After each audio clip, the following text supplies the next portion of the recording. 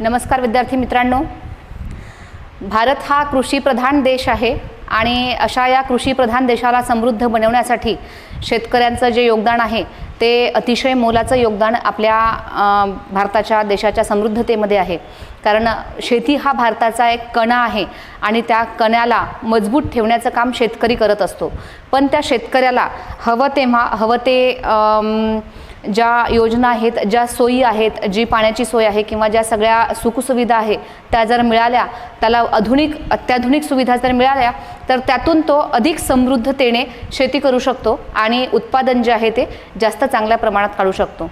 आणि आज आपण शेती या विषयावर आणि शेती या विषयातले, कृषी या विषयातले जे क्रांतिकारक ज्यांना म्हणता येईल असे MS स्वामीनाथन यांच्याबद्दल जाणून घेणार आहोत। नुकतंच त्यांचं निधन झालेलं आहे आणि त्यांच्याबद्दल त्यांनी शेती या विषयात, कृषी या विषयात कोणती कार्य केलेली आहेत, त्यांना कुठले पुरस्कार मिळालेले आहेत, त्यांनी कुठल्या शेतीच्या कुठल्या काय म्हणतात पर्टिक्युलर एखाद्या विषयासाठी त्यांनी कुठलं संशोधन केलेलं आहे, तर या सगळ्या गोष्टींचा आपण त्यांच्या या विषयाच्या निमित्ताने आणि या चर्चेच्या विषयाच्या निमित्ताने आज आढावा घेऊ। MS स्वामीनाथन, जन्म आहे त्यांचा 1925चा आणि आत्ताच 2023चा त्यांचा मृत्यू आहे। तर जाणून घेऊ MS स्वामीनाथन यांच्याबद्दल। भारतीय कृषीचे क्रांतिकारक आपण त्यांना म्हणू शकतो, भारतीय कृषी क्रांतिकारक MS स्वामीनाथन। त्यांचं पूर्ण नाव आहे, MS स्वामीनाथन यांचं पूर्ण नाव मोनकोंबू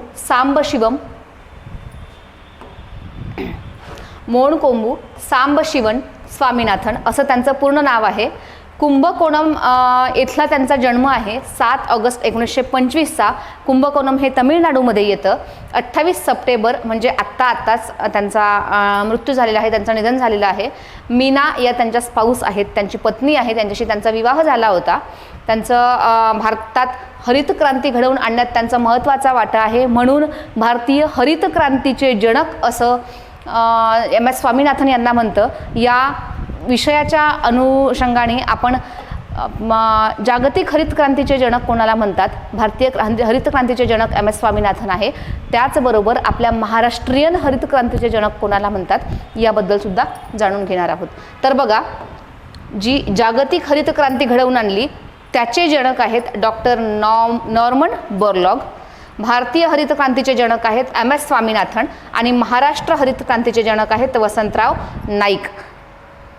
ठीक आहे। 1988ला चेन्नईमध्ये कृषी क्षेत्रातील संशोधनासाठी MS स्वामीनाथन रिसर्च फाउंडेशनची स्थापना झाली। भारत सरकारने डॉक्टर स्वामीनाथन यांच्या अध्यक्षतेखाली स्वामीनाथन आयोगाची सुद्धा स्थापना केलेली आहे।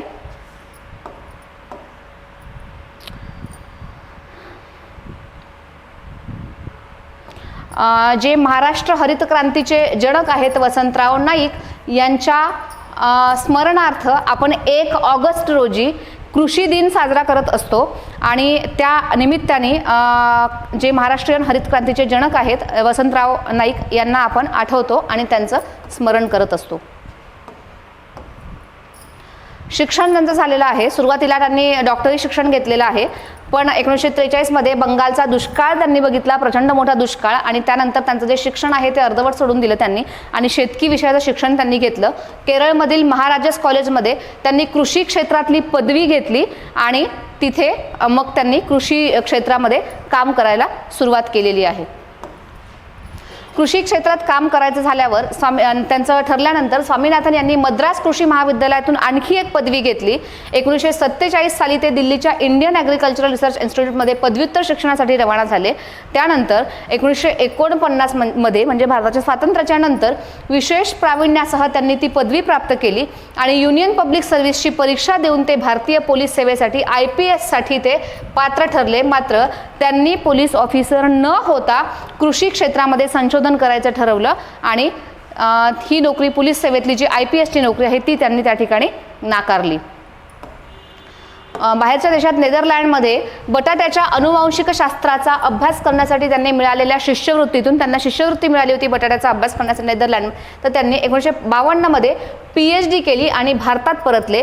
त्यानंतर जगभरातील कृषी विद्यार्थ्यांबरोबर त्यांनी कृषी संशोधनाबरोबर वनस्पतींची जी पैदास असते ती आणि नैसर्गिक साधन संपत्तीचं जतन केलं। त्याचबरोबर या विषयांवर त्यांचं भरपूर मोठं काम आहे. तर भारतीय गरीब शेतकऱ्यांच्या शेतामध्ये गव्हाचं आणि तांदळाचं परीक्षेत प्रश्न विचारताना विचारू शकतात की MS स्वामीनाथन यांनी कुठल्या पिकांच्यासाठी त्यांचं संशोधन आहे. तर भारतीय जे गरीब शेतकरी आहे त्या शेतकऱ्यांच्या शेतामधलं गहू आणि तांदळ याचं उच्च उत्पन्न देणारं जे वाण आहे ते पेरून हरित क्रांती घडवून आणण्याचं श्रेय MS स्वामीनाथन यांना जातं आणि त्यांच्या प्रयत्नांमुळेच गहू आणि तांदूळ याच्या उत्पादनामध्ये भारत हा स्वयंपूर्ण देश म्हणून आता वावरतो आहे आणि समृद्ध होतो आहे.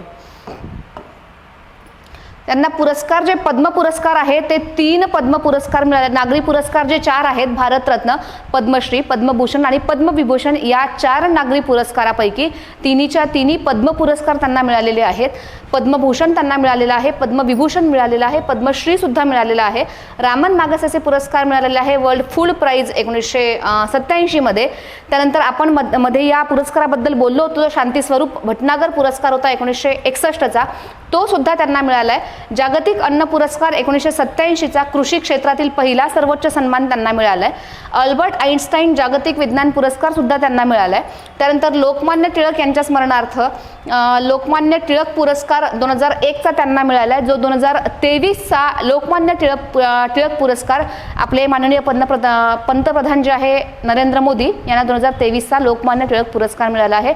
त्या निमित्ताने हा सुद्धा प्रश्न विचारू शकतात, जोडा लावायला येऊ शकतं की 2001चा MS स्वामीनाथन आणि 2023चा नरेंद्र मोदी यांना.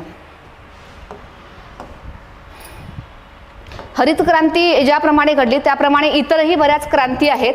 तर हरित क्रांतीचे जनक आहे कृषीमध्ये MS स्वामीनाथन. 1966 ते 1967 मध्ये त्या क्रांतीचा कालावधी आहे.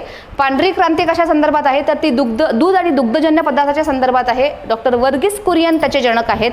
नील क्रांती आहे मासे आणि एक्का यांच्या संदर्भात. अरुण कृष्णन आणि डॉक्टर हरिलाल चौधरी त्याचे जनक आहेत.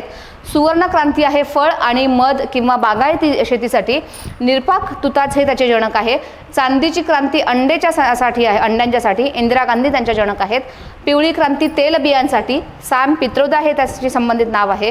गुलाबी क्रांती औषधी, कोळंबी आणि कांदा. कोळंबी ही माशाची एक जात आहे. दुर्गेश पटेल हे त्याचे जनक आहे. ब्राऊन क्रांती आहे लेदर किंवा कोको संदर्भात, हिरालाल चौधरी. लाल क्रांती आहे मांस म्हणजे मीट, मटन जे आहे त्याच्या संदर्भात आणि टोमॅटोच्या संदर्भात आहे, विशाल तिवारी त्याचे जनक आहेत. गोल्डन फायबर क्रांती आहे तागाच्यासाठी. सदाहरित क्रांती आहे शेतीचे सर्वांगीण उत्पादन व्हावं म्हणून. MS स्वामीनाथन जसे हरित क्रांतीचे जनक आहेत तसे ते सदाहरित क्रांतीचे सुद्धा जनक आहेत. काळी क्रांती जी आहे पेट्रोलियम संदर्भात आहे, काळी क्रांती.